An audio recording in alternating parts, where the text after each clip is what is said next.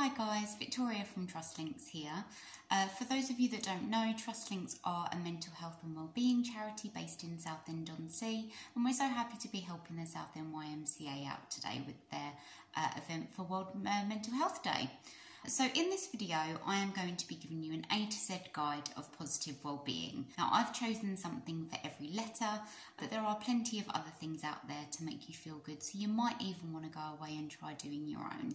R is for relaxation. Now, we often think of productivity and being productive as a good thing, and to an extent it is. It can feel good to get stuff done. But there is such a thing as toxic productivity, and that's where we make ourselves so busy and we give ourselves so much to do that it's impossible to unwind even when the opportunity arises. So carve out some time for yourself to watch your favourite film or your favourite programme, or take a bath, or go for a nice walk, or have a nice dinner. It's all about balance, so don't make yourself too busy. Make time to relax. S is for self-care. This is another one that I talk a lot about. Self-care is any activity that we do deliberately to take care of our mental, emotional or physical health. Self-care is an important reminder to yourself and others that your needs are valid and important too. Self-care doesn't always have to be about getting your nails done or having a lie-in. Sometimes it can be saying no to someone or to something that you don't want to do, or taking care of something that you've been putting off that's been on your mind for a while. T is for therapy. There's no shame in seeking professional help, guys. I really mean this. Sometimes we might just need that extra bit of support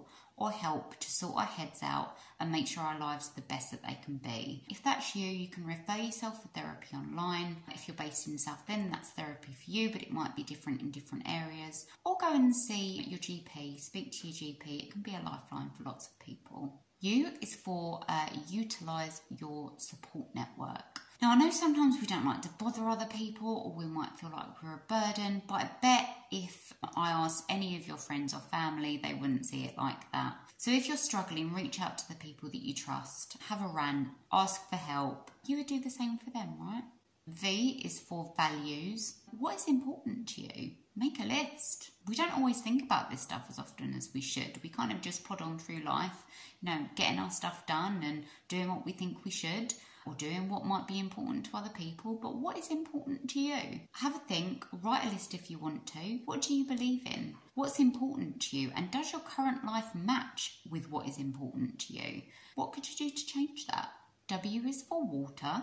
Thirst can disguise itself as many things. Often if I'm feeling a bit grumpy, it's because I'm actually thirsty. Drinking a nice cold glass of water in the morning can help you to wake up, and it can also ground you in the present if you're feeling anxious as well. X, this is a really tricky one. I'm not even going to bother to come up with something serious beginning with X. I just can't incorporate X-ray or xylophone into a positive wellbeing sentence. Unless playing the xylophone brings you joy.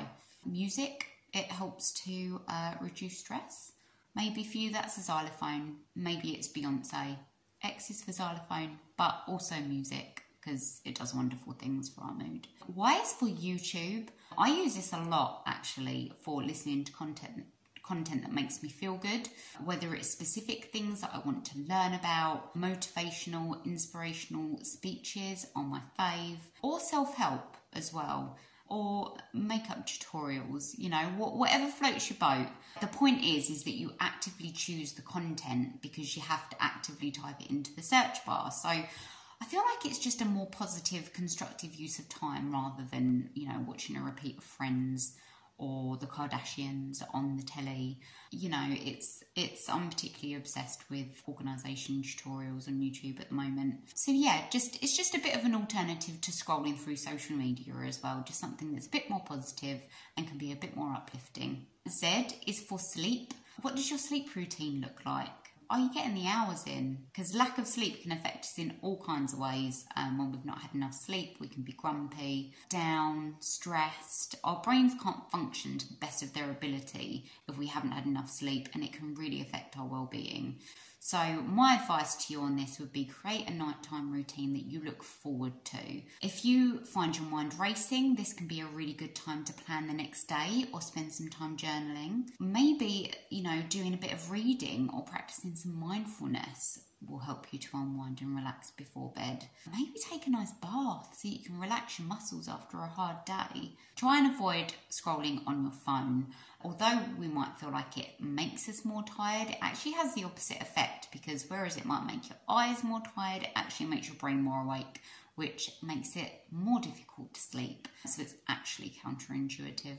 There you have it, my A to Z of positive well-being. Like I said before, this may not match up with your idea of positive well-being. It can be individual to everyone, but there are lots and lots of things that you can do to make yourself feel good or to help manage your moods. So yeah, maybe have a think about what your positive A to Z of well-being would look like. Lovely to see you today, guys. Make sure you look after yourselves today on World Mental Health Day, but every other day as well, because you deserve it, you're worth it. Lovely to see you, and you take care.